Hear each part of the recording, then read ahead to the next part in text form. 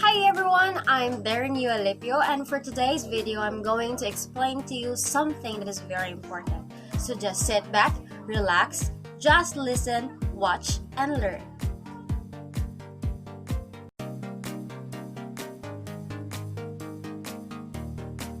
Differentiate teacher-centered and student-centered approach in teaching.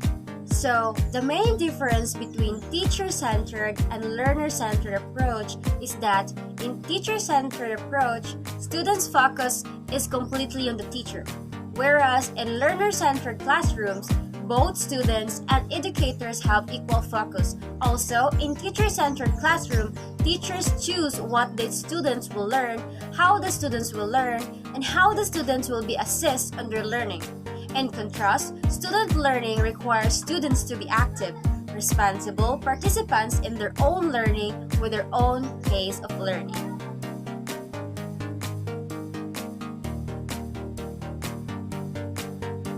Four principles of a student-centered approach learning model include voice, choice, competency-based, progression, and continuous monitoring of student needs.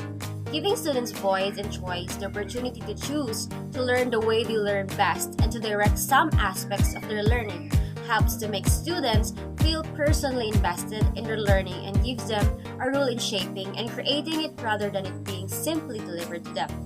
A teacher leading students through a lesson where the students are all doing the exact same thing at the exact same time, so the teacher serves more as facilitator of the learning, helping to give each student the support that they need when and where they need it. In a truly student-centered learning environment, learning is competency-based. In order to advance through units, students must demonstrate mastery of the individual concepts before moving on.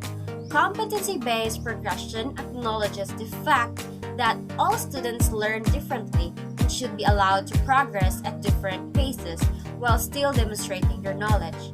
So, in a truly student-centered learning environment, there is continuous monitoring of student needs.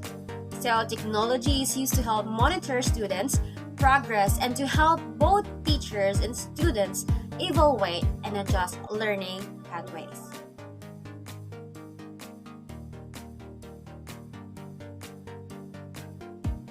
Recognition is the process of thinking about one's own thinking and learning. Metacognition is intentional thinking about how you think and learn. Also, metacognition is an awareness of one's thought processes and an understanding of the patterns behind them. So the term comes from the root word meta, meaning beyond or on top of. So with greater awareness of how they acquire knowledge, students learn to regulate their behavior to optimize learning. They begin to see how their strengths and weaknesses affect how they perform. So the ability to think about one's thinking is what neuroscientists call metacognition.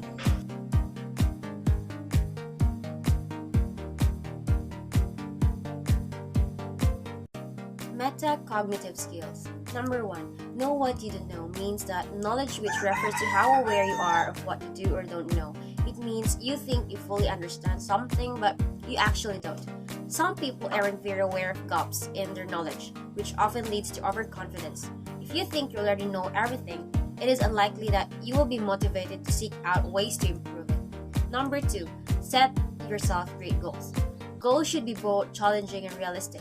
Other tips for effective goals include setting short and long-term ones, focusing more on skill development, and considering potential obstacles. If you know what obstacles may come your way, you will be better equipped to overcome them when the time comes. Number 3, ask yourself good questions. By asking yourself psychologically smart questions, you are forced to think deeply about both the task at hand and the best ways to proceed. Some examples of these questions include is this similar to previous tests? What I should do first? And what would I do differently next time? Number 4, prepare properly. Prepare properly. Prepare yourself in one way to think about developing metacognition is gaining the ability to plan, monitor, and evaluate your learning, deciding what you need to learn, and then deciding how you are going to learn that material. Number 5, deciding what you need to learn and then deciding how you're going to learn that material. So that's all. I hope you understand what I have been saying and explaining right now. So thank you for watching and listening, everyone.